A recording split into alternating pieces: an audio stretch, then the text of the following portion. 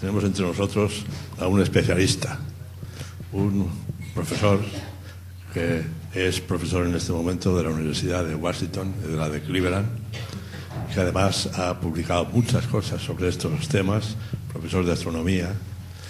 Es Manuel María Carreira, que es padre jesuita y que se ha dedicado pues desde hace muchísimos años a todos estos temas.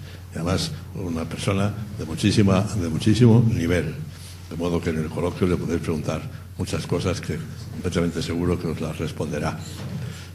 No voy a decir nada más porque me ha dicho que hable de él el mínimo. Pues el mínimo es esto que acabo de decir, se podrían decir muchas más cosas. Entonces vamos a dejar ya que nos ilustre con su conferencia.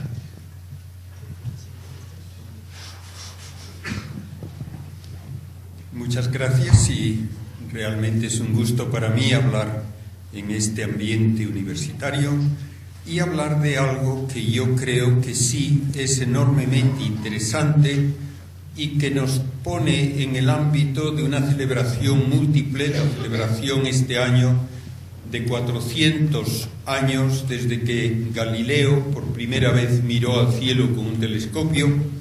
Hay también otras celebraciones con respecto a Darwin. Yo voy a hablar hoy de la parte astronómica.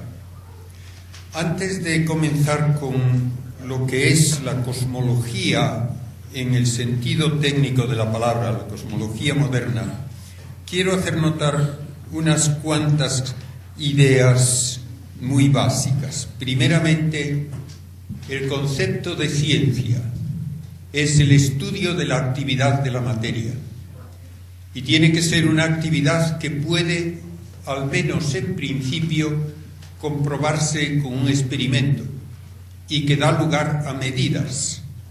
Y estas medidas permiten luego utilizar el simbolismo matemático para establecer relaciones entre propiedades y modos de actuar de la materia.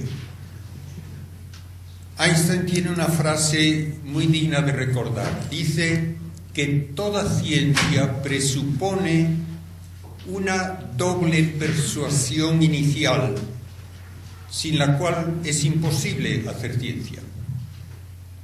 La primera es que el universo existe objetivamente, me guste o no me guste. Existe con una serie de propiedades, con una serie de modos de actuar que no dependen de mi cultura, ni dependen de mis prejuicios, y eso es lo que tiene que estudiar el que quiere conocer cómo es el universo. Por lo tanto, no va a haber una ciencia distinta ni para un chino, ni para un americano, ni para un español, ni para un alemán. La ciencia va a ser el describir correctamente lo que el universo es y cómo actúa. Estas actuaciones se pueden comprobar, ocurren de una manera concreta que se repite una y otra vez en todos nuestros experimentos. Entonces podemos enunciar lo que llamamos leyes de la naturaleza. Ley es una palabra que aquí se usa en un sentido analógico. No es una norma impuesta por nadie. Es una constatación de lo que la naturaleza de hecho hace. Y por eso, cuando tenemos una ley de la naturaleza, no puede derogarse. No depende de ninguna votación. Y si algo, pongamos por ejemplo un electrón, actúa de una manera concreta en unas circunstancias determinadas en mi laboratorio, actuará de la misma manera en las mismas circunstancias en cualquier lugar del universo. Y por eso puedo hacer afirmaciones de carácter universal y que son válidas para siempre. Este concepto de ciencia solo se desarrolló históricamente dentro del ambiente cultural griego y luego dentro del ambiente cultural del occidente europeo, y de ahí luego se ha extendido ya a todos los países que hacen ciencia de esta manera, que es de valor universal. La segunda afirmación de Einstein es que la ciencia es posible porque aceptamos como base también que el universo es inteligible, porque no es absurdo. Lo único que es contrario a la inteligibilidad es el aceptar que vale lo mismo decir sí que no. Eso es el absurdo. Solamente podemos hacer ciencia, dice Einstein, si aceptamos que el universo puede entenderse porque no es absurdo. Y para entenderlo tenemos que buscar razones suficientes para explicar aquello que observamos. Uno nunca puede decir que algo ocurre porque sí y quedarse tan tranquilo. Eso no es ciencia. Hay que dar una razón lógica. Cuando a principios del siglo XX preguntaban los astrónomos ¿por qué brilla el sol?, no aceptaban la respuesta antigua dada por filósofos no científicos. Brilla porque está hecho de una materia brillante. Magnífico. Brilla porque brilla. Eso no vale. Si brilla es porque produce luz y calor. ¿De dónde lo obtiene? Pues tiene que ser de algún tipo de combustible. A principios del siglo XX solamente se consideraba como combustible algo tan básico como el carbón, y se pudo calcular cuánto carbón tendría que quemar el sol cada segundo para brillar tanto como lo hace. El sol brilla, en una medida muy casera, de una forma de decirlo, como 4 billones de lámparas de 100 vatios, todas juntas. ¿Cuánto carbón hay que consumir para alimentar esa fuente de energía? Se hacen los cálculos y ¿qué resultaba? Que toda la masa del Sol se habría agotado totalmente en menos de 5.000 años, que naturalmente es menos que la historia bien comprobada de la vida en la Tierra. Entonces no vale la respuesta. No es una razón suficiente el decir que el Sol quema carbón. Hubo que buscar otra fuente de energía 1 millón, más de 1 millón de veces más eficiente, que es la reacción nuclear que produce helio a partir del hidrógeno. Y entonces sí, entonces el Sol pudo ya haber brillado desde hace 5.000 millones de años y todavía le queda mucho por delante. De modo que hay que buscar una razón lógica y una razón suficiente que tiene que basarse naturalmente en cálculos exactos, lo más exactos posibles. Pues bien, esta base me permite primero hacer una estadística, podríamos llamarle, descriptiva de lo que hay en el universo. Y luego, después de hacer astronomía de posición y de descripción, tengo que empezar a hacer astrofísica. Fijarme en lo que hace cada uno de esos componentes del universo, qué procesos ocurren y cómo ocurren y cuánto duran y a qué dan lugar. Esta es la astrofísica en el sentido actual de la palabra. No nos basta decir dónde están los astros, no nos basta decir qué forma tienen, qué color, queremos saber por qué existen tal como los vemos, cómo han llegado a ser así y cómo van a evolucionar a lo largo de su historia. Y tenemos que comenzar primero con alguna medida que ya hicieron los griegos mucho antes del telescopio, que nos dice cómo es la Tierra. Todavía en muchos libros se sigue diciendo que hasta que Colón fue a América, todo el mundo pensaba que la Tierra era plana. Eso es totalmente falso. 6 siglos antes de Cristo ya habían los griegos demostrado lógicamente que la Tierra es una esfera. Y 2 siglos antes de Cristo habían medido el tamaño de la Tierra con gran exactitud. Y 2 siglos antes de Cristo, otro filósofo griego, Aristarco, midió el tamaño de la Luna, la distancia de la Tierra a la Luna, propuso ya como mínimo una distancia de 10 millones de kilómetros entre la Tierra y el Sol, y llegó a proponer que el Sol es el centro de todos los movimientos de los planetas. No hubo que esperar hasta Copérnico, como se dice, para la gran revolución de Copérnico. Lo único que hizo Copérnico fue repetir lo que había dicho Aristarco 18 siglos antes. Lo que pasa que ni Aristarco, ni Copérnico, ni Galileo podían demostrar que la Tierra se mueve alrededor del Sol.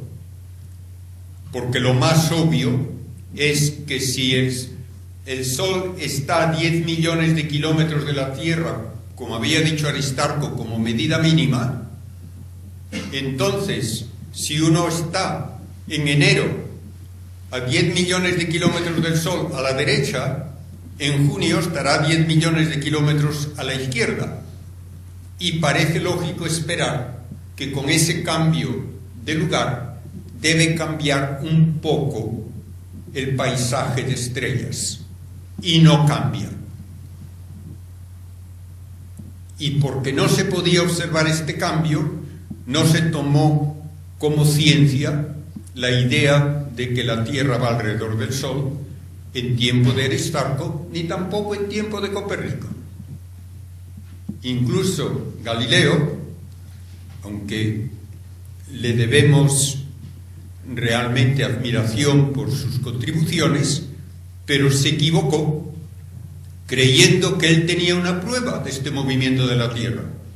No la tenía. Hubo que esperar hasta 1838 para por fin detectar este pequeñísimo cambio de lugar de alguna estrella más cercana como resultado del movimiento de la Tierra en su órbita. Pues bien, así llegamos al momento en que Galileo usa un pequeño telescopio. Yo lo he visto en Florencia con un tubo de cartón de unos 80 centímetros de largo, una lente sencilla que tenía de diámetro útil poco más de 1 centímetro en un extremo y otra lente en el otro extremo, una lente divergente, que le permitía aumentar el primero que hizo 8 veces y el mejor que llegó a hacer unas 20 veces. Pero como era el primero en mirar al cielo con un instrumento óptico, lo que vio revolucionó nuestro concepto del cielo. Hay que darse cuenta de cuál era la física en ese momento. La física se basaba en ideas no experimentales, sino filosóficas, de que todos los seres materiales por debajo de los astros están compuestos de 4 elementos: tierra, agua, aire y fuego. Y todos los astros de un 5.º elemento, le llamaban la quinta esencia. Cada uno de estos elementos tenía una dignidad que determinaba dónde debía encontrarse.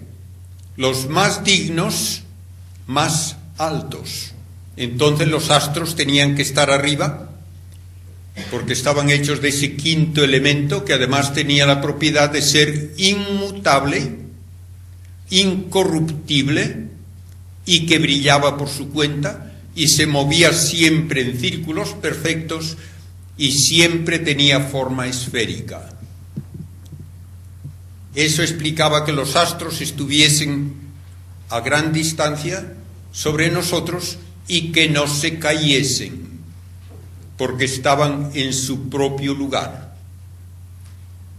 Por debajo estaba el fuego, por debajo el aire, por debajo el agua, y en el fondo, como lo menos noble, la tierra, que es otra de las ideas que se presentan equivocadamente con frecuencia. Se dice que se ponía la tierra en el centro porque pensaban que éramos nosotros muy importantes y teníamos que estar en el centro. Eso es pura tontería. La tierra estaba en el fondo de cualquier dirección que se la mirase, siendo una esfera, porque ese era el lugar más bajo de todos. Pues bien, con las observaciones de Galileo, en muy poco tiempo demostró que la luna no es una esfera perfecta. Tiene cráteres, tiene montañas, es un cuerpo físico. El sol no es incorruptible, tiene manchas que aparecen y desaparecen de un día para otro. También tiene que ser un cuerpo físico. Y vio 4 astros, puntitos luminosos, moviéndose alrededor de Júpiter, con lo cual demostró de un golpe que no todo tiene que ir alrededor del Sol y tampoco todo tiene que ir alrededor de la Tierra. Y así empieza la astronomía moderna. Empieza con la síntesis que da Newton, en que los movimientos de los astros alrededor del Sol, la caída de un cuerpo como una manzana, el que haya mareas, el que la luna vaya alrededor de la Tierra, todo tiene la misma única explicación, lo que llamamos la ley de la gravedad, que él prudentemente formuló diciendo: todo ocurre como si los cuerpos se atrajesen con una atracción proporcional a sus masas, inversamente proporcional al cuadrado de la distancia. Cuando le preguntaban por qué hay esa atracción, qué hace el Sol para tirar de la Tierra, o la Luna para tirar de la, y la Tierra para tirar de la Luna, dijo: no lo sé, no hago hipótesis. Nadie supo explicar por qué se da este fenómeno hasta ya el siglo XX. Y ahora, con esta base general, vamos a apagar las luces, si hacen el favor, y vamos a recorrer cómo es la nueva cosmología ya desde comienzos de la astrofísica en el siglo XIX y luego en el siglo XX.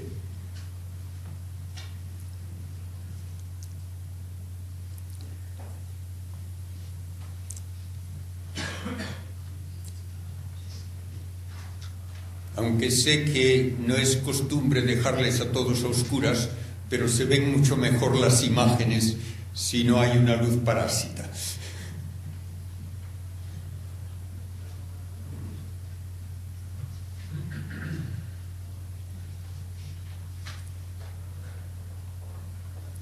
Bien, por lo menos está mejor así. Tenemos pues un universo para descubrirlo, y lo descubrimos estudiando lo que se ve primero a simple vista, puntos luminosos que a simple vista uno no puede ni siquiera imaginar qué son, ni dónde están, ni por qué brillan, pero que con diversos instrumentos nos permiten formar tal vez hipótesis de estructuras que luego se van estudiando cada vez en mayor detalle. Las estrellas parecen rodearnos como una banda relativamente concentrada que cruza el cielo, a la que llamamos la Vía Láctea. Da la impresión, mientras uno la ve a simple vista, de que estamos en el centro de un disco que cuando se ve de canto tiene muchas más estrellas que cuando lo vemos en su espesor. Y se comienza a estudiar a las estrellas analizando su luz. Es posible pasar la luz de un cuerpo luminoso como una bombilla a través de un prisma, y entonces tenemos un arco iris de colores que van sin solución de continuidad desde el rojo hasta el violeta. Si predomina el azul, la temperatura es más elevada que si predomina el rojo. Tenemos ya una indicación así de la temperatura de las estrellas. Si hay un gas caliente como en un tubo fluorescente, se ven líneas brillantes de diversos colores y de diversa intensidad, que son como la huella dactilar, que nos dice de qué elementos está formado ese gas. Y si hay un gas frío frente a la bombilla, tenemos líneas oscuras que también me permiten saber de qué elementos está compuesto el gas. Esto se aplicó muy pronto a las estrellas y se pudo empezar a tratar de conocer su tamaño y su luminosidad cuando se estableció su distancia. En 1838 finalmente se pudo demostrar que una estrella relativamente cerca, vista en enero, aparecía contra un fondo distinto que cuando se la ve en julio. Midiendo ángulos se puede calcular la distancia y tenemos la primera indicación de la enormidad de lo que es el universo. La distancia de la Tierra al Sol, la luz la recorre en 8 minutos y medio. Desde la estrella más cercana tarda 4 años y medio. Todo ello permite ahora clasificar a las estrellas por su tamaño, por su luminosidad, por su temperatura. Y hay estrellas azules con una temperatura superficial de unos 30.000 grados, estrellas como el Sol con unos 6.000 grados de temperatura, y otras de color rojizo con 3.000 o menos. Y podemos clasificar a las estrellas en un diagrama en que, sabiendo su distancia y su temperatura, podemos saber su luminosidad. Y hay estrellas gigantes azules que brillan hasta 1 millón de veces más que el Sol, estrellas rojas enanas que solo brillan 1/1000ª parte, y el Sol resulta ser una estrella mayor que más del 90% de todas las que podemos observar. Esta clasificación de las estrellas por su luminosidad y su color la propuso por primera vez el padre Secchi, un jesuita de Roma, que fue honrado por la Agrupación Astronómica Internacional en 1978 con un congreso en Roma en el centenario de su muerte, por ser el fundador de la astrofísica.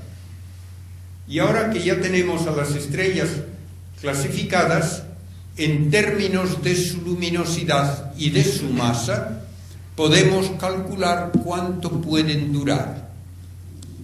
Sorprendentemente, cuanta más masa tiene una estrella, más pronto se consume. Porque una estrella puede tener 30 o hasta 50 veces la masa del Sol, pero brilla 1 millón de veces más.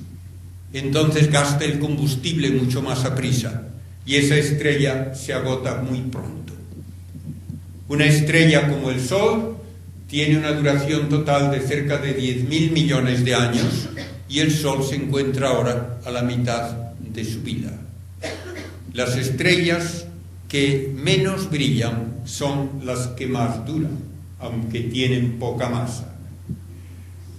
Y el análisis de la luz nos permite decir de qué está hecho el universo, de qué están hechas las estrellas, y nos sorprende ver que están casi exclusivamente constituidas por hidrógeno y helio.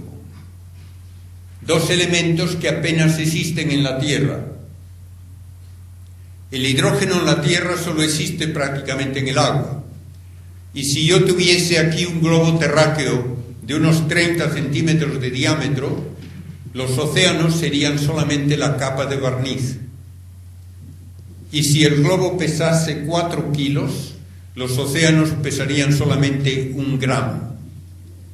De modo que la Tierra es lo más escaso en el universo. Elementos pesados, incluso más pesados que el carbono y el sodio y el oxígeno y el potasio.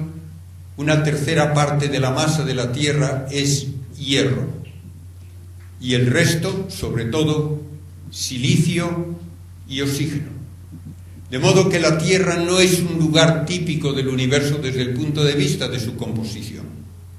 Las estrellas son casi todo exclusivamente hidrógeno y helio.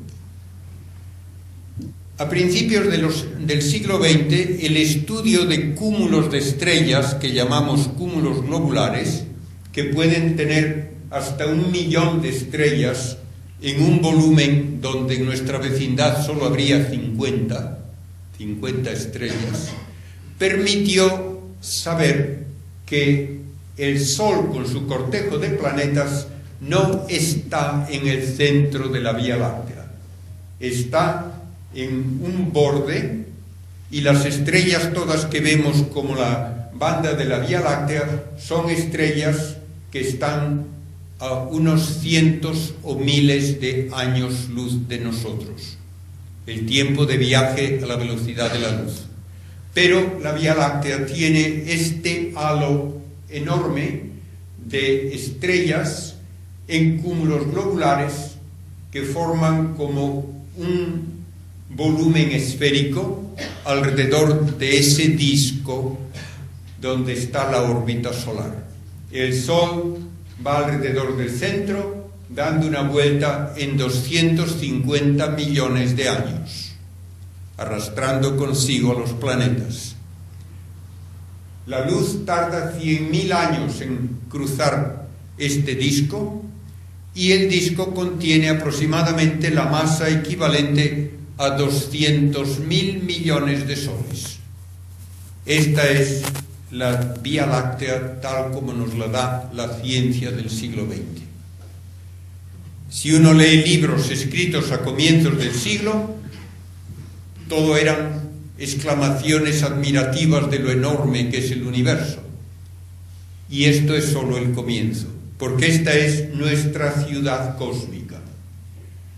A una distancia que la luz tarda 2,25 millones de años en recorrer, hay otra Vía Láctea mayor que la nuestra, la gran galaxia espiral de Andrómeda. Más lejos todavía tenemos otro remolino parecido de estrellas, y así poco a poco nos vamos apartando de la Vía Láctea, encontrando grupos de galaxias que en fotos recientes del telescopio Hubble en el espacio, utilizando no solo luz visible, sino también rayos X, parecen estar en ebullición con toda clase de fenómenos violentos. Y finalmente vemos galaxias en grupos con decenas, centenares y miles. De modo que la estructura del universo, comenzando por un planeta alrededor de la estrella Sol, nos lleva a millones de estrellas en el borde de la Vía Láctea, que luego es una de unos 100.000 millones de galaxias que están al alcance de nuestros telescopios. Y así nos encontramos a principios del siglo XX con una reacción comprensible pero poco científica. La impresión era que el universo debe ser infinito, con un número infinito de estrellas, y debe ser eterno y debe ser inmutable. Estas afirmaciones ni se discutían siquiera hace 100 años. Y sin embargo, hay razones físicas para decir que no pueden aceptarse esas afirmaciones. Si el universo tuviese un número infinito de estrellas, todo el cielo estaría cubierto de estrellas y no habría espacio oscuro entre ellas. Lo que ocurre cuando vemos un bosque suficientemente profundo, llega el momento en que no se ve espacio entre los troncos, y algo parecido tendría que ocurrir si hubiese un número infinito de estrellas. Es la que se llama la paradoja de Olbers. Y esta paradoja tiene también otro aspecto que a mí todavía me parece más probativo. Cualquier punto tiene un potencial gravitatorio debido a toda la masa que le rodea. Si hay una masa infinita alrededor, ese punto tiene un potencial gravitatorio infinito. Y si esto es verdad para todos los puntos, no puede haber diferencias de potencial. Y si no hay diferencias de potencial, no puede haber fuerza gravitatoria neta. Esto no tiene vuelta de hoja en la física más elemental. El universo no puede tener una masa infinita, porque no habría fuerzas gravitatorias netas. Y hay luego otra pregunta que tampoco tiene vuelta de hoja. ¿Por qué brillan las estrellas hoy? Si el universo fuese eterno, ya se habrían apagado todas. Entonces el universo no puede ser eterno, a no ser que uno postule que se crean de la nada nuevas estrellas constantemente para compensar las que se van apagando. Estas dos afirmaciones, que por razones físicas demuestran que el universo no puede ser eterno e inmutable y que no puede ser infinito en masa, no hace falta ser un genio para verlas. Y sin embargo no se discutía esto hace 100 años. Se daba por supuesto que el universo tenía que ser así. La respuesta, sin embargo, científica nos vino gracias al genio de Einstein. Einstein propuso primeramente una explicación de la gravedad en términos no imaginables, pero lógicos.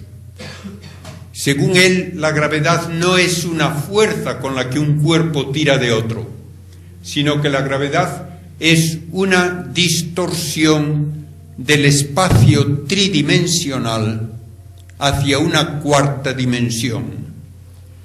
Y estoy también seguro de que han oído muchas veces, sí, la cuarta dimensión es el tiempo. Pues no es el tiempo.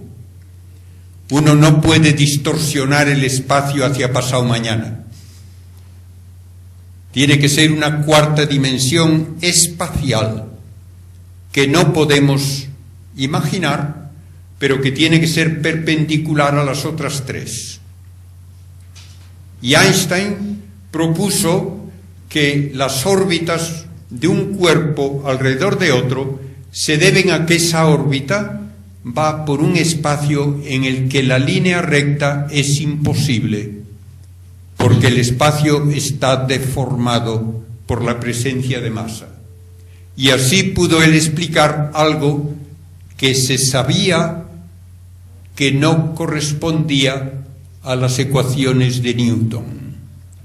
Según las ecuaciones de Newton, un planeta, pongamos Mercurio, tiene que repetir su órbita indefinidamente. Una elipse que es una curva cerrada y plana.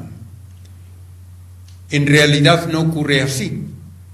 Y se sabía perfectamente ya que de una órbita a otra cambiaba la orientación del eje mayor, y esto ocurre siempre que hay una órbita no circular.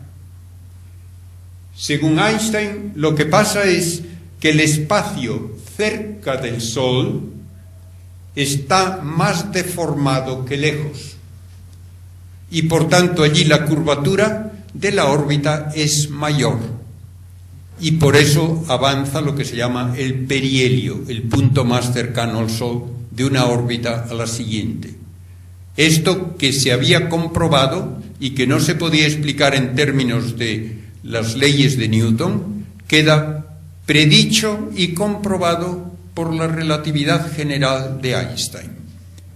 No solo Mercurio, sino también los demás planetas tienen este efecto. Nos dice Einstein luego que la aceleración de la gravedad es indistinguible de una aceleración mecánica. Si yo voy en un ascensor que se acelera y me llega un rayo de luz a través de un orificio en la pared, veré que el rayo de luz no va a dar enfrente, sino que cae con respecto al suelo del ascensor, porque el ascensor está acelerándose. Según Einstein, toda aceleración tiene los mismos efectos, sea mecánica o gravitatoria, por lo tanto la luz también debe caerse en un campo gravitatorio. Y proponiendo esto, anunció que la luz de una estrella que durante un eclipse total de Sol no sería visible desde la Tierra, siguiendo una trayectoria curva, llega a la Tierra como si la estrella estuviese donde no está. Y esto se pudo comprobar en 1919, cuando se fotografió el cielo durante un eclipse de Sol, y dos estrellas cuya posición era bien conocida cuando el Sol no estaba allí, 6 meses antes, aparecían más separadas de lo debido cuando el Sol estaba en medio, porque su luz llegaba a nosotros de esa manera en que hay una trayectoria curva que nos obliga a apuntar al telescopio a donde la estrella no está. Un ejemplo magnífico de cómo esto es verdad lo tenemos en fotos recientes en que se ve el mismo cuásar en 4 sitios distintos al mismo tiempo, porque su luz nos llega por 4 trayectorias distintas por el campo gravitatorio de una galaxia intermedia. De modo que tenemos pruebas físicas de que el espacio se ve afectado por la presencia de masa, y en ese espacio no puede haber trayectorias rectas. El espacio se deforma. Aplicando esto a todo el universo, Einstein nos dice que toda la masa del universo debe causar una curvatura general que hace que el espacio tridimensional sea finito, pero ilimitado. Finito, tiene un volumen calculable, no es infinito, pero es ilimitado en el sentido que no tiene límite, no tiene borde. Es lo mismo que ocurre con la superficie terrestre en 2 dimensiones.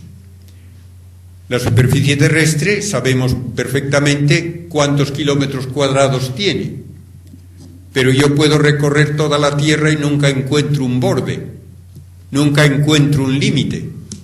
Por lo tanto, la superficie es finita, pero ilimitada, y no es parte de una superficie mayor. En una dimensión más, Einstein nos dice lo mismo del espacio. Es finito, pero ilimitado, y no es parte de un volumen mayor. Pero las ecuaciones de Einstein exigían algo más. exigían que este espacio debía estar o en expansión o en contracción. Algo que a Einstein no le gustaba nada, porque él creía, lo mismo que la mayor parte de los científicos de su tiempo, que el universo tenía que ser estático, inmutable. Dos matemáticos, uno ruso, Friedman, y otro, un sacerdote belga, Lemaitre, resolvieron las ecuaciones de Einstein y le mostraron que no podía evitarse esa evolución del universo, aun metiendo una fuerza ficticia que él había incluido, que llamó la constante cosmológica. El universo necesariamente tenía que ser evolutivo. Y en 1929 se anunciaron los resultados de medidas de distancia y velocidad a galaxias cada vez más lejanas. El corrimiento de unas líneas del espectro hacia el rojo es una indicación de velocidad de alejamiento. Pues bien, cuanto más lejos está de nosotros una galaxia, más aprisa se está alejando de nosotros. Tenemos la base de una nueva cosmología con la ley de Hubble. Hay una relación entre velocidad y distancia que se ha cumplido no solo con las pocas galaxias que pudo observar Hubble, sino también luego con las galaxias vistas con los telescopios más potentes y los cuasares más lejanos. El universo está en expansión porque es el espacio mismo el que se expande y arrastra consigo a las galaxias, y también aumenta las longitudes de onda, haciendo rojiza la luz de esas galaxias. Por lo tanto, todas las galaxias se alejan unas de otras, ninguna es el centro. Desde cualquiera se puede ver que las demás se alejan de ella, y dando marcha atrás a ese proceso, tenemos que decir que antes el universo era más pequeño, más denso, más caliente, y así llegamos a un comienzo en que toda la masa del universo estaba en una única hoguera gigantesca, tal vez en los primeros instantes de un tamaño menor que un átomo. Es lo que se llama ahora la gran explosión, el Big Bang. El universo comienza en un estado de altísima densidad y temperatura. Y esto, naturalmente, no se acepta porque sí. Si ha de aceptarse como afirmación científica, tiene que tener comprobación experimental. ¿Cómo sé yo que hubo una hoguera si voy por el campo? Lo sabré si encuentro cenizas y tal vez unas piedras calientes, además, alrededor. Pues bien, hay que buscar las cenizas y el calor de aquella gran hoguera. Y para eso se hicieron cálculos ya en 1948 de cómo durante los 20 primeros minutos, a una temperatura superior a 10 millones de grados, debieron formarse hidrógeno y helio en una proporción casi de unas 3/4 partes de la masa en forma de hidrógeno, 1/4 parte aproximadamente en forma de helio, y como el hidrógeno pesa 4 veces menos que el helio, eso quiere decir que habrá 90% de los átomos de hidrógeno y un 10% de helio. Y eso es todavía lo que hemos observado ocurre cuando vemos la composición de las estrellas. De modo que las estrellas todavía muestran prácticamente que están hechas del material más primitivo del universo. Lo demás apenas cuenta. Y la nube en expansión, gases calientes, tiene que ir enfriándose, y al hacerlo se rompe en grandes nubes que finalmente pueden condensarse por gravitación cuando los gases están suficientemente fríos para dar lugar a protogalaxias y galaxias, y eso es lo que todavía observamos.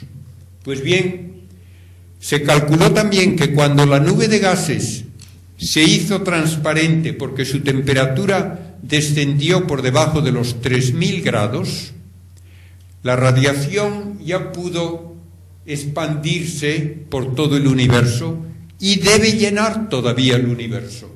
Y los cálculos hechos ya en 1948 sugerían un fondo de microondas, no de luz visible, con una temperatura aparente de 3 grados sobre cero absoluto, 3 Kelvin. A esa temperatura, como ya indiqué, no hay luz visible, pero sí microondas. Y en 1965, Penzias y Wilson, utilizando un radiotelescopio para enviar señales de radio a un satélite artificial, detectaron esta radiación de fondo. Tiene las características adecuadas y con radiotelescopios se puede detectar además que aparece de una forma un poquito menos que uniforme, concentrada en la dirección de la constelación de León debido al movimiento de todo el sistema solar alrededor de la galaxia. También se pudo decir que la curva de intensidad con respecto a la frecuencia es perfectamente la curva teórica de un cuerpo negro, un emisor perfecto, a 2 grados con 73 centésimas sobre cero absoluto. Una comprobación verdaderamente asombrosa de aquel cálculo hecho ya en el 48. Penzias y Wilson recibieron el premio Nobel por haber detectado ese calor residual de la gran hoguera primitiva. Se han hecho recientemente con un satélite llamado COBE, Cosmic Background Explorer, mapas de la distribución de esa radiación que muestran pequeñas variaciones del orden de una 100.000ª de grado que parecen indicar semillas de concentración de materia que luego dieron lugar a las galaxias. Lo que nosotros observamos es lo que forma la radiación aproximadamente unos 400.000 años después de la gran explosión primitiva. Otra comprobación de que el universo evolucionó la encontramos al descubrir cuásares, que son núcleos de galaxias primitivas, que no existen en los primeros momentos del universo, abundan cuando el universo es observado como era hace 12.000 millones de años y no existen ahora. El universo ha cambiado su composición, por lo tanto, a lo largo de su evolución. Y tenemos 3 modos básicos de calcular su edad: por la edad de las estrellas más primitivas, de los elementos radioactivos más duraderos y por el movimiento de las galaxias, y todo nos lleva a un momento de hace casi 14.000 millones de años. La cifra que ahora se considera más exacta, 13.700 millones de años, es la edad del universo. A partir de esa gran explosión se formarán entonces galaxias, y entre ellas la Vía Láctea, y dentro de las galaxias naturalmente se irán formando luego otras estructuras, cúmulos de galaxias, cadenas de galaxias, en que ellas se pueden modificar por choques que todavía se observan, sobre todo en infrarrojo, por el efecto de compresión de los gases que brillan entonces en el infrarrojo más que en luz visible. Choques tan curiosos como que queda solamente un anillo de una galaxia cuyo núcleo ha sido aislado por otra galaxia que impactó de lleno. Hay cadenas de centenares de millones de años luz de distancia con miles de galaxias, y las estructuras de máxima escala son como enormes burbujas en que tenemos gases que son muchas veces lo único que vemos con el infrarrojo y que indican galaxias a miles alrededor de volúmenes del orden de 100 millones de años luz de diámetro, donde apenas hay galaxia alguna. El universo tiene estas grandes estructuras y todavía no sabemos realmente explicar su formación en detalle. Dentro de cada galaxia se forman estrellas por la compresión gravitatoria de grandes nubes de hidrógeno y helio, hasta que se alcanza en el centro de la nube una temperatura de 10 millones de grados.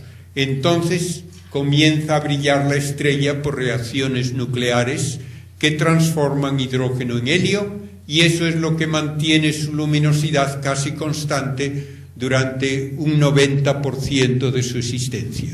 Pero finalmente la estrella se apaga y deja de brillar y deja un cadáver que depende de qué masa tenía la estrella en sus características. Una estrella como el Sol terminará produciendo una especie de anillo de gases en expansión alrededor de un núcleo del tamaño de la Tierra, una enana blanca, que puede tener una densidad central de unas 50 toneladas por centímetro cúbico. Eso es lo que queda después de la evolución de una estrella de tipo solar. En estrellas de mucha más masa que el Sol se pueden formar los elementos pesados hasta el hierro, y por eso encontramos que hay mucho menos hierro en estrellas muy primitivas que en estrellas recientes. Y es en las estrellas de más masa donde esos elementos pueden formarse por reacciones nucleares que pueden alcanzar los 3.000 millones de grados para producir el hierro. Todo lo que es más pesado que el hierro solamente puede sintetizarse en la explosión final con que termina la evolución estelar de estrellas de gran masa. Una supernova que durante horas puede tener exceso de energía suficiente para sintetizar todos los elementos hasta el uranio.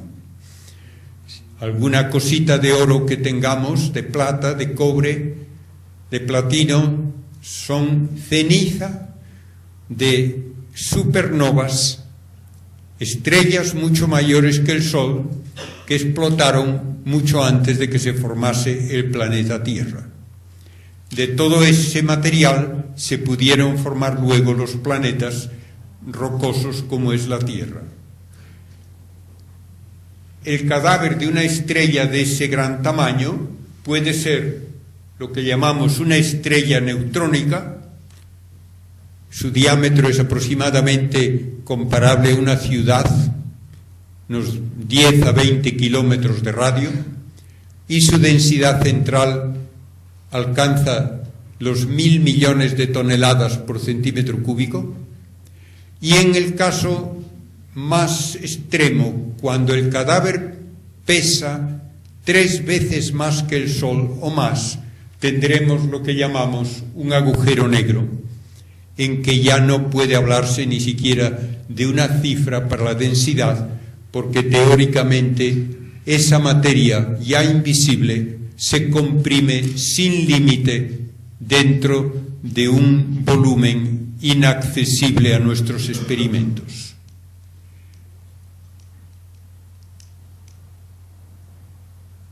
Dado este panorama de cómo evolucionan las estrellas, tenemos que decir que con la evolución del universo, al final se habrán apagado todas las estrellas.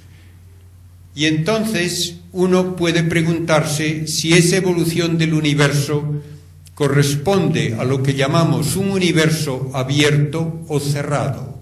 Un universo abierto, que se dice muchas veces es de curvatura negativa, o un universo plano, puede continuar su expansión o bien sin un tamaño límite que nunca se frena, es la expansión ni alcanza un tamaño ya limitante, o hacia un tamaño que va a ser asintóticamente aproximado pero nunca se alcanza en un universo plano, o por el contrario tendríamos un universo que después de la expansión se contrae, y así tenemos universos cerrados que llevarían a contracción al final, o universos abiertos, plano, o por el contrario de curvatura negativa, que no implican nunca una contracción.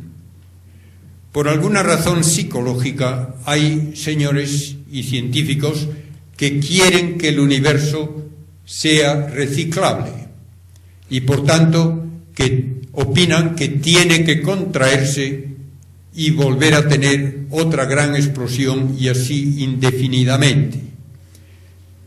Ya hace más de 70 años se calculó que si el universo se contrae después de alcanzar un tamaño máximo, en la contracción van a unirse en un único punto todas las masas que por atracción gravitatoria tienen que frenarse y luego caer al mismo lugar. Pero lo que no puede frenarse es la radiación. La radiación siempre se mueve a la velocidad de la luz. Por lo tanto, si tenemos un universo en contracción, aunque luego se expandiese de nuevo, en cada ciclo hay menos masa en forma de partículas que sufren la atracción gravitatoria y más energía. Por lo tanto, no se repiten los ciclos, sino que cada vez el ciclo será de mayor amplitud y terminamos muy pronto con un universo abierto.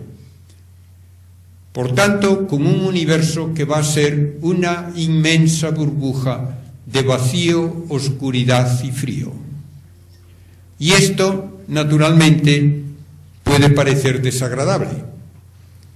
No es que nos vaya a importar mucho a quienes vivimos en nuestra época, porque estamos hablando de un universo dentro de trillones de años.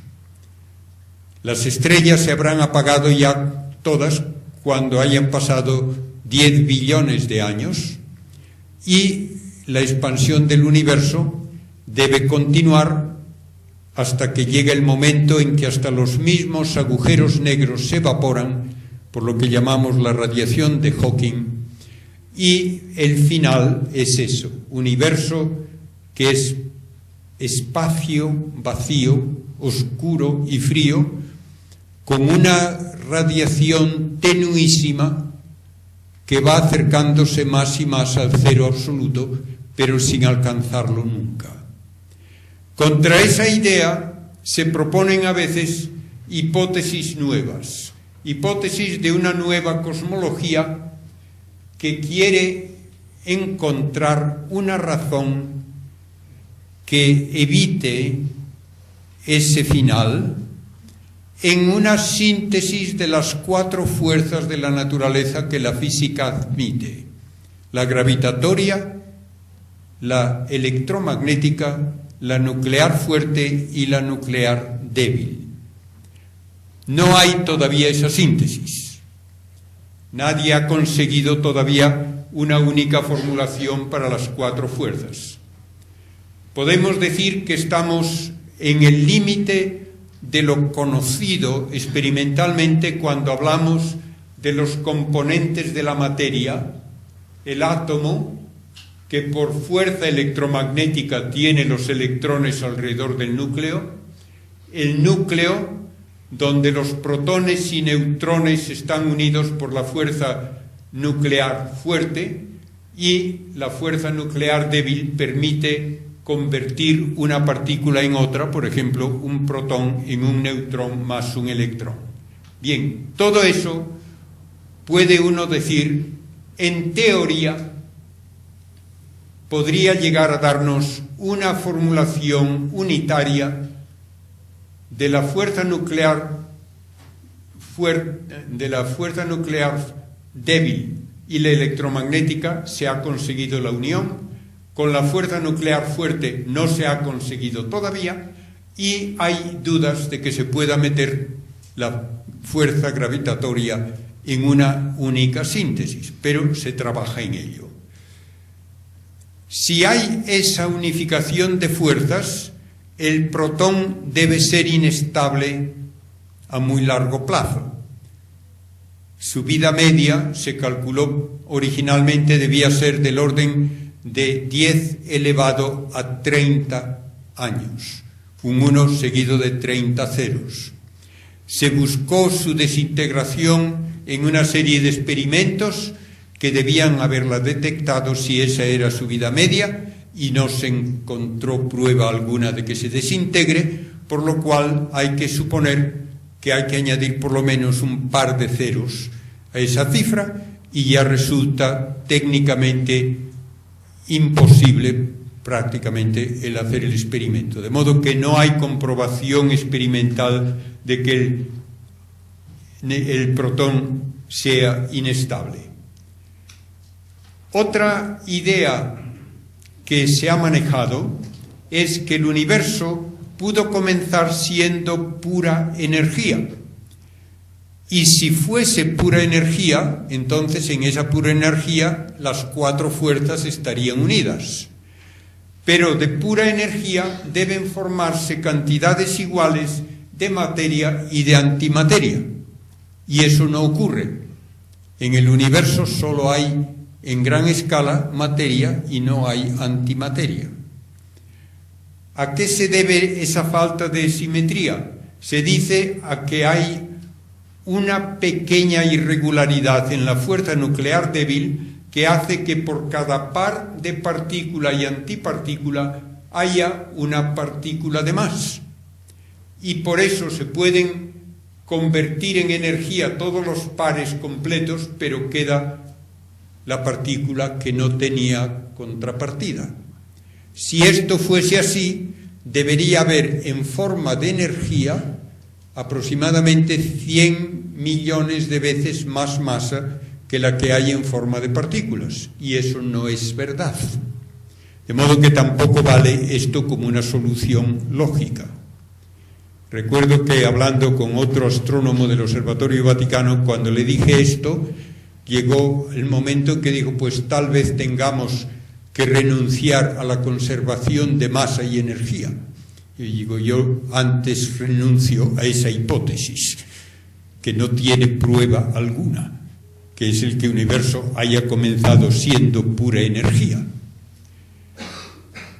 Si hubo la unión de todas las fuerzas, las teorías matemáticas más recientes hablan de que el universo tuvo que comenzar con un periodo de expansión rapidísima que se llama la inflación, y que entonces eso explicaría que el universo hoy sea muy uniforme.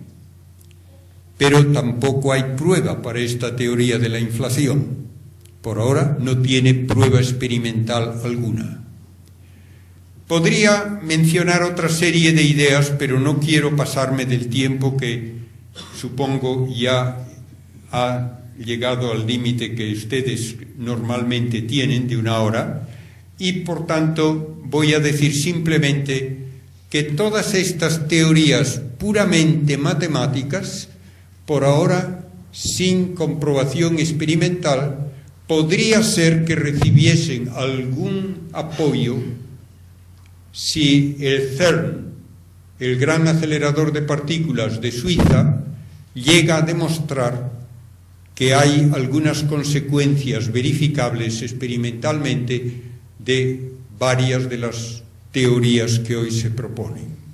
La que más se menciona es una teoría que llaman de supercuerdas, que exige que el espacio tenga 10 dimensiones, o si quieren 9 dimensiones del espacio más una del tiempo, y que además exige que haya una partícula muchísimo más pesada que ninguna de las que se conocen, que podría tal vez sintetizarse en un choque de partículas en este gran acelerador. Le llaman el bosón de Higgs por un matemático escocés que propuso que exista. El gran físico Stephen Hawking ha hecho una apuesta de que no la van a encontrar. De modo que si uno mantiene una actitud un tanto escéptica, creo que está en buena compañía.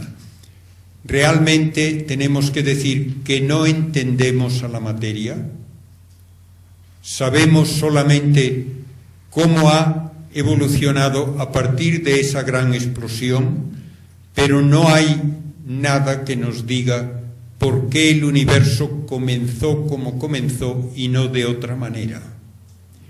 Recordemos que la física solo habla de cómo actúa la materia observable, pero no puede explicarnos por qué hay materia, ni por qué la materia tiene las propiedades iniciales que tuvo y no otras.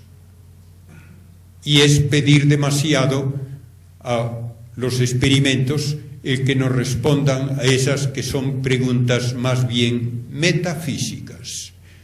Uno de los grandes físicos del siglo XX, premio Nobel, maestro de premios Nobel, John Archibald Wheeler, dice que esa es la pregunta que a él más le intrigaba. ¿Por qué hay algo en lugar de nada?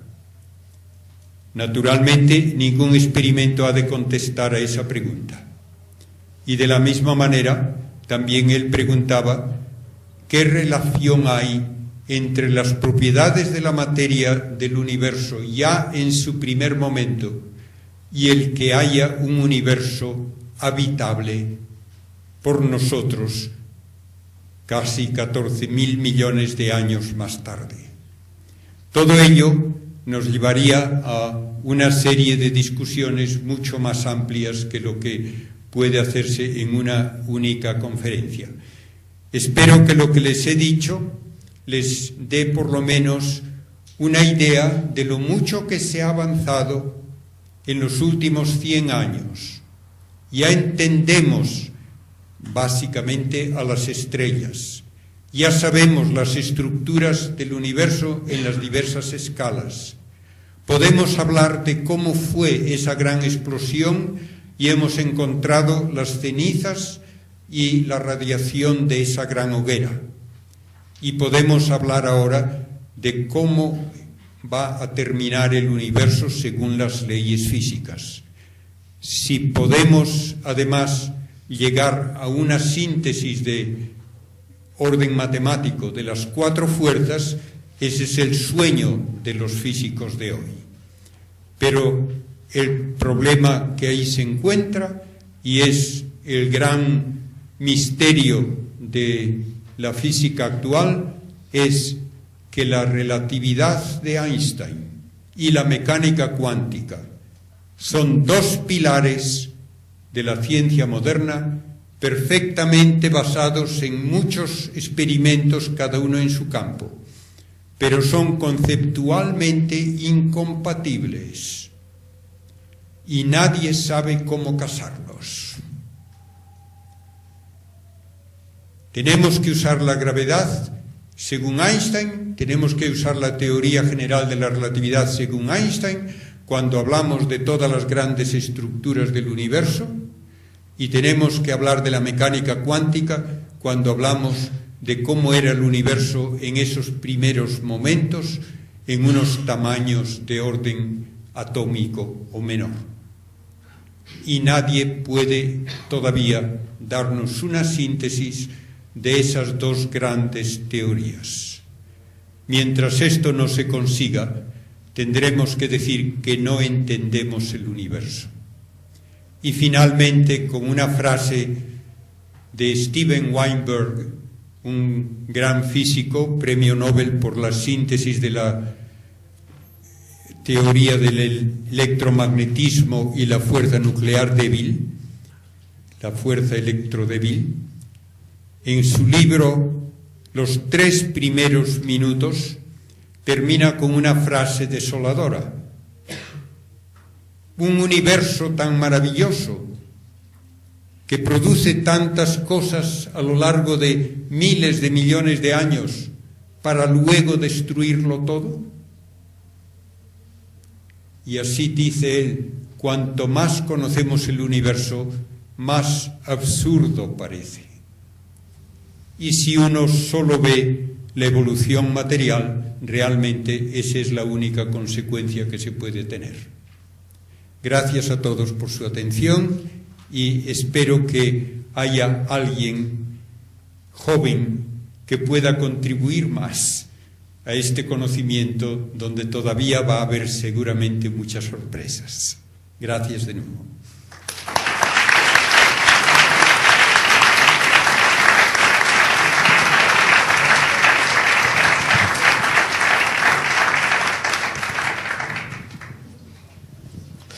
Bueno, pues después de oír la conferencia, vuelvo a repetir lo que dije al principio, que íbamos a oír cosas de mucho nivel, pues así ha sido, en mi opinión.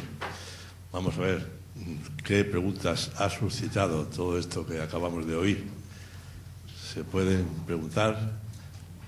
Vamos a empezar por este señor. Entiendo que no se conoce el origen del universo y que probablemente no se conocerá nunca.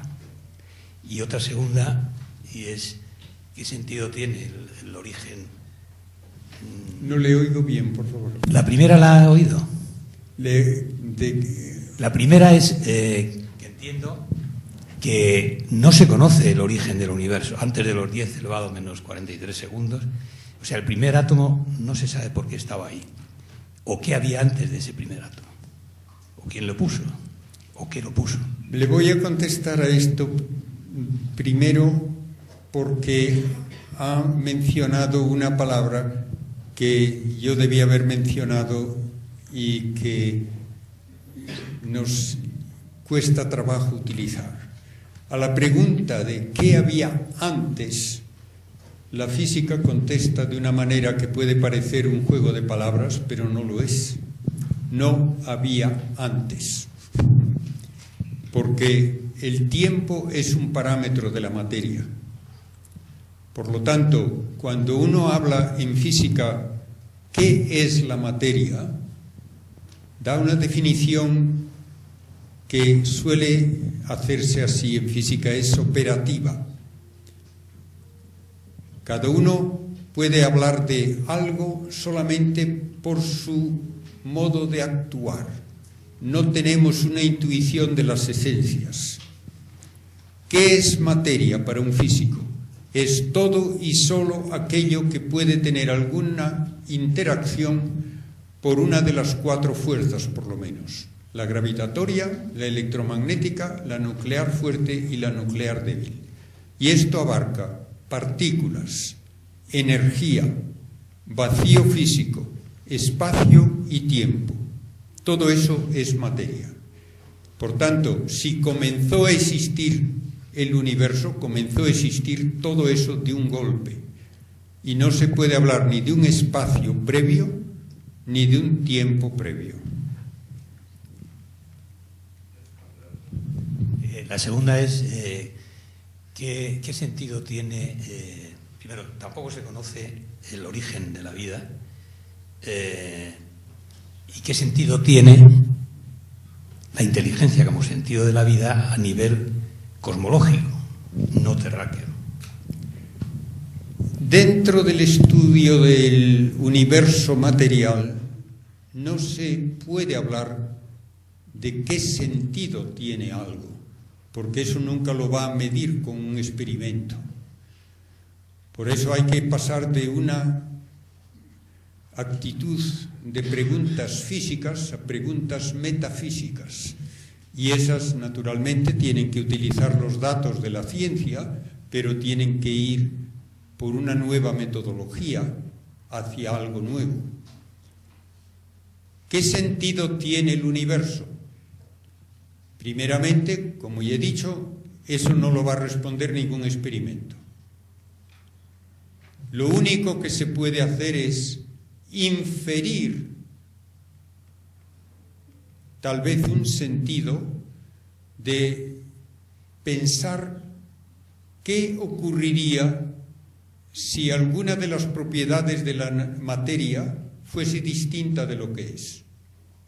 Y esto ha sido el objeto de estudio de grandes físicos, no de filósofos o teólogos. Han estudiado qué ocurriría, por ejemplo, si la fuerza nuclear fuerte, que es 137 veces más intensa que la electromagnética, fuese, digamos, un número más redondo, 150 veces o 100 veces. Hacen los cálculos, no podría haber vida. ¿Qué ocurriría si la fuerza electromagnética, en lugar de ser 10 elevado a 40 veces más potente que la gravitatoria entre dos electrones, fuese 10 elevado a 41 o a 39?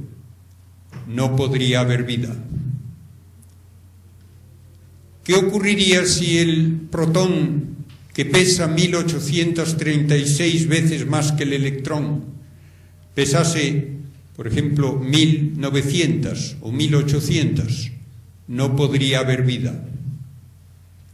Y así, una vez tras otra, por cálculos científicos, se llega a la conclusión de que parece que hay un ajuste finísimo de propiedades del universo, de la materia, ya desde el primer momento, de tal manera que cualquier cambio no trivial lleva consigo el decir no podría darse vida, y por lo menos no podría darse vida evolucionada hasta el nivel de vida inteligente, que es algo que ha tardado miles de millones de años en ocurrir.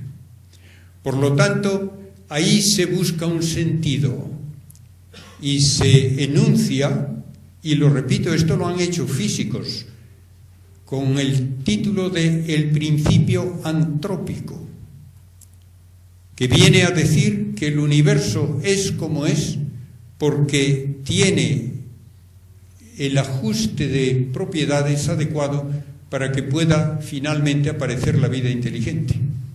Y yo tengo un libro así de grueso, de varios científicos de mucho renombre, que se titula así, El principio antrópico cosmológico, y hacen cálculos con todo rigor en contra de las ideas de que por azar puede ocurrir esto y lo otro y lo demás allá.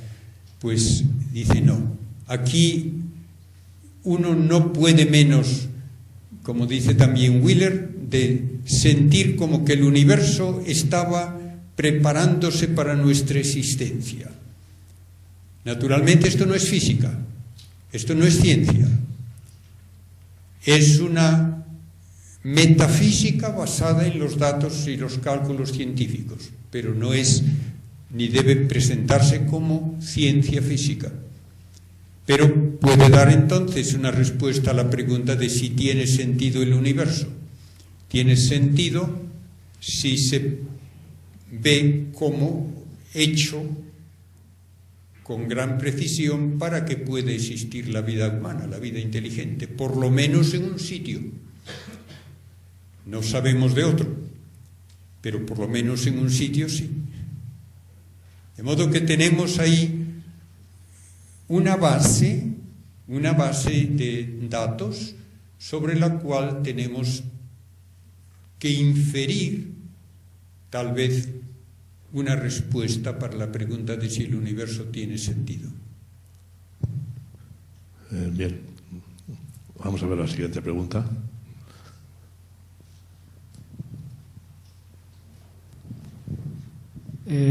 al hilo de lo que estaba comentando usted sobre, bueno, que no ha podido ser por azar la creación del universo, el universo como es, su ajuste tan fino, y que luego, por otra parte, pues la dificultad de encontrar una teoría cuántica de la gravedad, la teoría de la gravedad, la física cuántica.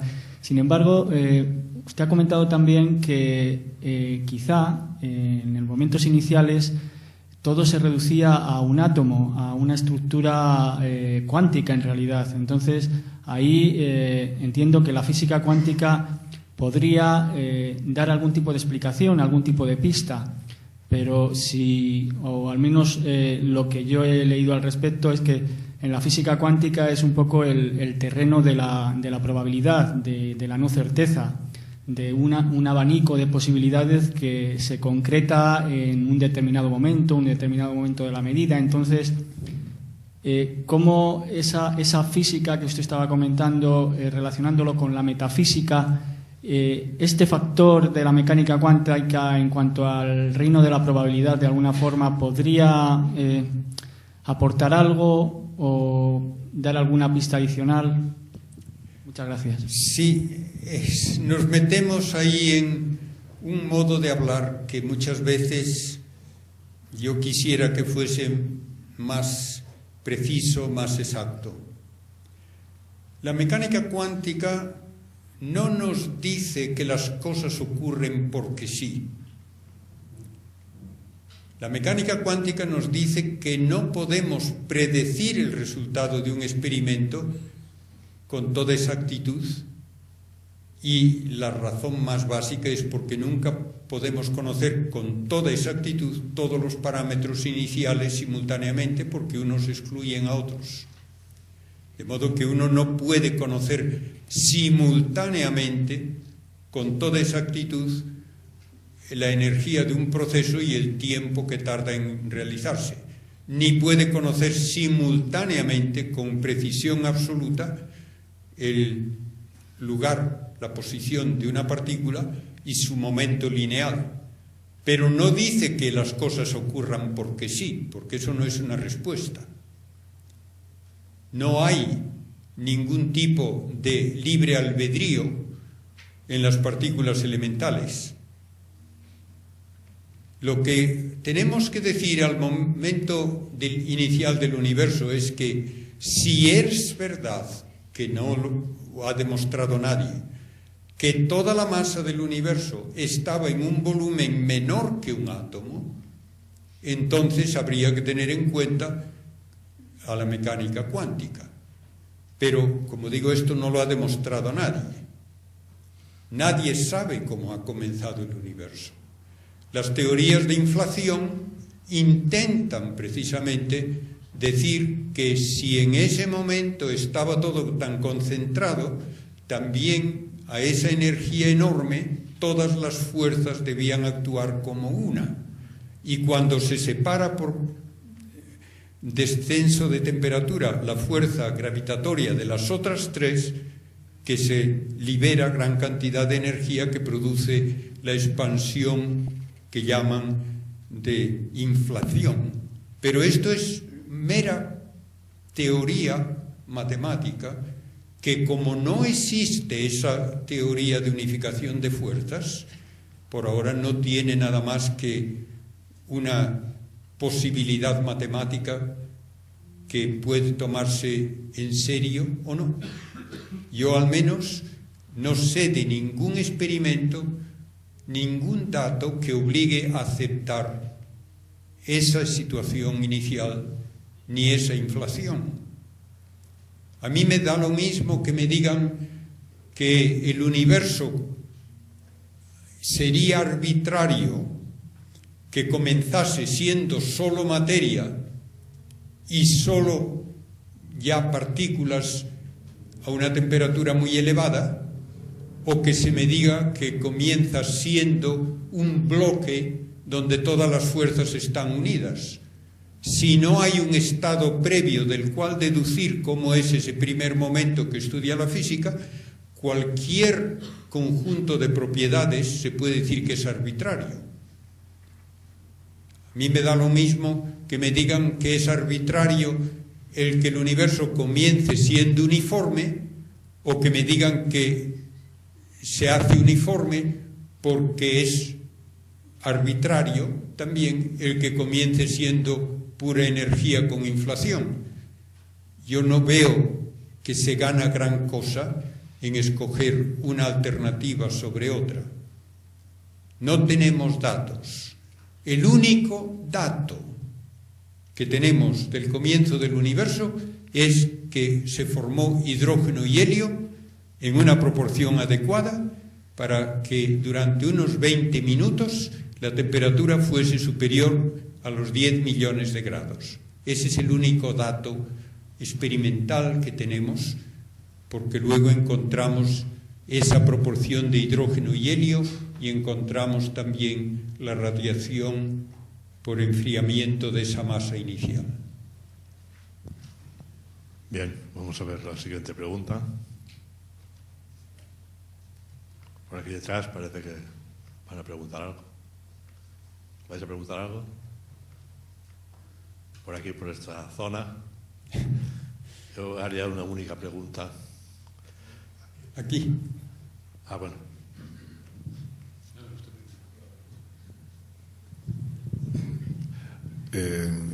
Bueno, en primer lugar, muchas gracias por la conferencia, porque ha sido interesantísimo. Hay una cuestión que probablemente está explicada en lo que ha dicho, pero no lo he entendido suficientemente. Bueno, las galaxias se ve que se alejan, y además se alejan a más velocidad cuanto más lejos están, parece que he entendido.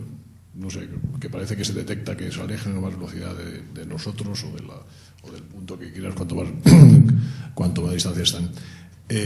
Pero ¿por qué se alejan? O sea, ¿por qué están continuamente en expansión? O sea, el universo en expansión, ¿o por qué se alejan? Sí. Bien, me alegro de la pregunta, sí, porque es una pregunta que ahora tiene una respuesta inesperada, que no está bien establecida, pero hay que tomarla por lo menos como una probabilidad. Que las galaxias tienen que alejarse unas de otras, si hubo esa gran explosión inicial, parece pues que se atribuía simplemente a la inercia. Si hubo una gran explosión, los cascotes todavía están alejándose unos de otros, podríamos decirlo de esa manera. Pero desde hace 10 años se afirma que esa expansión, en lugar de frenarse como se creía tenía que hacerlo, cada vez va más a prisa.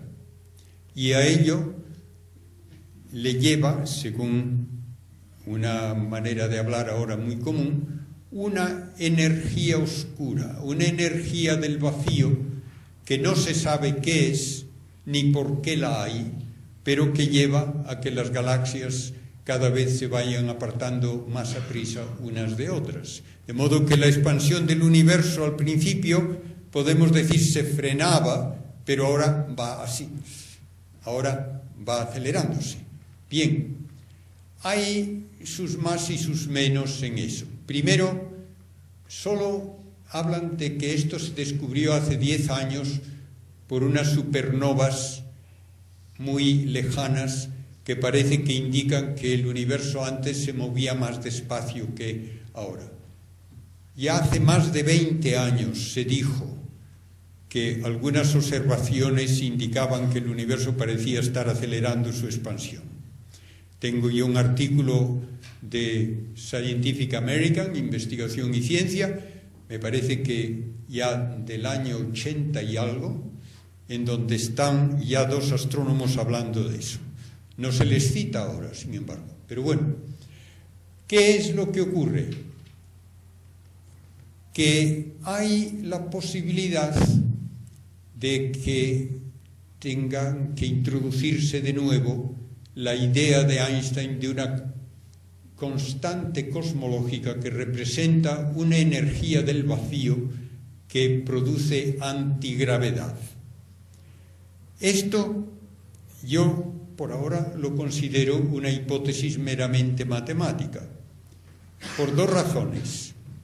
Primero, tengo cálculos hechos además por dos profesores de aquí, de Madrid, de la Universidad Autónoma, en que sin energía oscura alguna y sin la supuesta también materia oscura que se habla muchas veces, dan exactamente los valores adecuados de la edad del universo y de la velocidad de alejamiento de las galaxias a lo largo de su historia. De modo que hay posibilidades matemáticas incluso de describir lo que de hecho se observa sin recurrir ni a la masa oscura ni a la energía oscura. Con respecto a la masa oscura, un cosmólogo de Tel Aviv, de Israel, Mardokai Milgrom, ha propuesto ya hace más de 10 años una modificación de la mecánica de Newton que él dice tiene que modificarse, y lo aceptamos todos, la mecánica de Newton, en situaciones de enorme cantidad de masa que nos lleva a usar la relatividad general. Él propone que también hay que modificarla un poco cuando la densidad es mínima. Y con esa pequeña modificación, las curvas de rotación de las galaxias, que eran la razón de proponer la materia oscura, se reproducen perfectamente, encajan como un guante en lo que se observa. Y no hace falta la materia oscura, entonces. Por otra parte, esto lo voy a decir como una sugerencia que se ha hecho sin dar una razón para ella, pero yo les voy a proponer una razón que a mí se me ocurre. El espacio vacío, como ya indiqué, es parte de la materia, es parte del mundo físico. Tiene propiedades medibles. Tiene propiedades geométricas que cambian con la presencia de masa y tiene una constante dieléctrica, epsilon sub 0, y una permeabilidad magnética, mu sub 0, que determinan la velocidad de la luz en el vacío. Pues bien, al expandirse el espacio desde un volumen mínimo hasta la grandeza del universo que hoy observamos, sus propiedades geométricas han cambiado drásticamente. La curvatura se ha hecho mucho menos ahora que lo que era hace miles de millones de años. Me parece lógico suponer que también su constante dieléctrica y su permeabilidad magnética hayan cambiado cuando el espacio aumenta tan enormemente de volumen. Y si han cambiado esas dos propiedades electromagnéticas, entonces ha cambiado la velocidad de la luz. Y si ha cambiado la velocidad de la luz a lo largo de la evolución del universo, entonces hay que hacer de nuevo todos nuestros cálculos de velocidades y de distancias y de edades. Y esto parece que no lo hace nadie. Hay un portugués, Magueixo, que ha propuesto que cambia la velocidad de la luz a lo largo de la historia del universo, pero no dice por qué. Yo le sugiero que si cambia el espacio de ser muy pequeño a ser tan enorme, algo deben cambiar sus propiedades. Y entonces tendríamos que recalcular todo lo que es la expansión del universo que hoy observamos. De modo que quedan todavía incógnitas que me parece van a dar que hacer en el futuro. Y una de ellas es si el universo de veras está acelerando su expansión o si ese es un efecto aparente de alguna de estas otras consideraciones. Una cuestión que ha surgido. Entonces, el vacío también es infinito. El vacío es materia. No también, digo. El vacío es infinito. No es infinito, es finito. Todo el volumen del universo es finito. Lo que pasa que, claro, todos instintivamente preguntamos ¿qué hay más allá? Y la respuesta es no hay más allá. Como también tuve que responder que hubo antes, no hubo antes. Lo único de que podemos hablar científicamente es de esto que llamamos el universo, que es el conjunto finito material y también finito temporalmente, que es accesible, por lo menos en principio, a nuestros experimentos, a nuestras comprobaciones. Buenas noches, creo que son ya. Muchas gracias por su extraordinaria conferencia.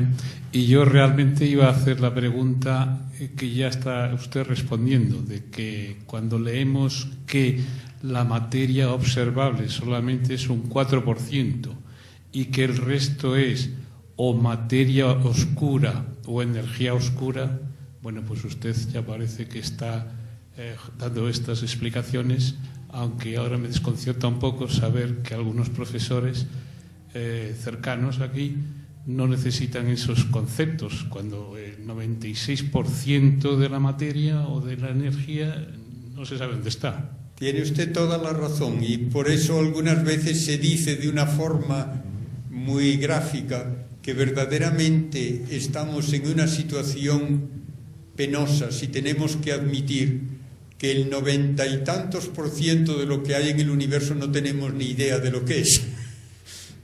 En estas otras maneras de hablar, pues no sería así. Bueno, la pregunta mía es esta. Normalmente nos acercamos a la materia desde las matemáticas. Nosotros concebimos la materia y la inteligimos matemáticamente, pero la propuesta que hace la cosmología es la contraria, es inteligir los conceptos matemáticos como la distancia, como parte de la materia o como otra forma de materia.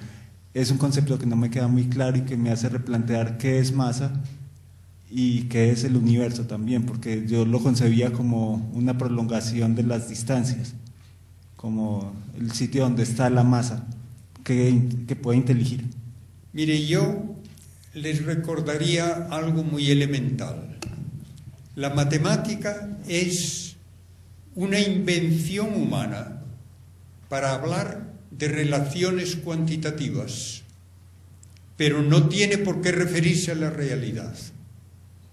Yo nunca me encuentro por la calle con una raíz cuadrada. Son relaciones abstractas de orden cuantitativo que se pueden llevar luego a sugerir relaciones de orden físico cuando cada una de esas cantidades representa una cantidad física. Si yo puedo representar, como lo hago por ejemplo en la ecuación de Newton, masas y distancias como realidades físicas y les doy un valor matemático porque pueden ser medidas, entonces puedo establecer una fórmula que es muy hermosa por lo mucho que dice en una forma muy sintética. Pero cuando se me dice que en un espacio de 11 dimensiones o de 10 dimensiones pueden tratarse de igual manera la fuerza nuclear fuerte que las fuerzas nucleares débil y la electromagnética, yo digo magnífico. Si le sirve para hacer alguna predicción comprobable, lo acepto con gusto, pero no es de por sí necesario que lo que la matemática me dice tenga realidad física. Para ponerlo en el extremo ya casi de que parezca chiste, hay matemáticos que creen que todo lo que una fórmula matemática permite, de hecho, tiene que ocurrir. Y, por ejemplo, hacen el cálculo de probabilidades y le dicen, mientras la probabilidad no sea 0, todo eso tiene que ocurrir. Y el ejemplo ya ridículo. El gordo de Navidad ha de ser un número de probablemente unos 50.000 que entran en el bombo con las bolitas numeradas. Todos los números tienen igual probabilidad de salir con el gordo. Pero solo le tocó a uno. Pues según estos matemáticos tiene que haber otros 50.000 universos para que cada uno le toque el gordo a uno de esos números. Yo esto no me lo tomo en serio. La matemática no exige que ocurran cosas porque sea posible matemáticamente que ocurran. La matemática se puede usar para describir lo que ocurre cuando lo compruebo experimentalmente, pero de por sí la matemática no exige que ocurra. Y por eso cuando alguien tiene una teoría física muy hermosa matemáticamente, no se la toma en serio hasta que esa teoría predice algo que se puede comprobar con una medida experimental. Y nunca se le da el premio Nobel a alguien por una idea brillante de física si no se comprueba experimentalmente que tenía razón. Y a Einstein le ocurrió así. No se le tomó en serio hasta que él propuso: vean ustedes cómo se modifica la órbita de Mercurio, vean ustedes cómo se modifica la posición aparente de una estrella durante un eclipse de sol, vean ustedes cómo ocurre esto en tal situación con un cuásar lejano, y se comprueba todo eso. Entonces le tomamos en serio sus teorías a Einstein. Pero él mismo decía de la matemática que en cuanto es ciencia exacta, no describe a la realidad. Y en cuanto describe a la realidad, no es exacta. Porque todas las fórmulas matemáticas son muy bonitas, pero dependen de los valores que luego yo meto ahí.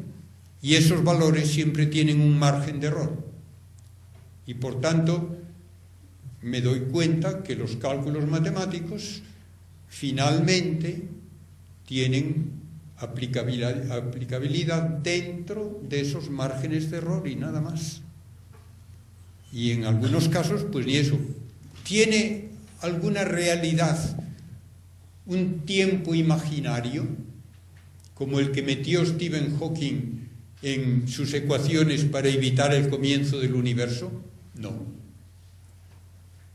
¿De qué sirve entonces? Sirve muy bien para resolver las ecuaciones, pero él mismo tuvo que confesar que en el tiempo real el universo sí tuvo un comienzo. Y me da igual que una ecuación con tiempo imaginario diga que no. No hay necesariamente una correspondencia entre un truco matemático y una realidad física. En eso tenemos que distinguir claramente lo que es formalismo de ecuaciones matemáticas que no tienen por qué corresponder a la realidad y lo que la física exige, que es la comprobación experimental. Bien, yo creo que después de todo esto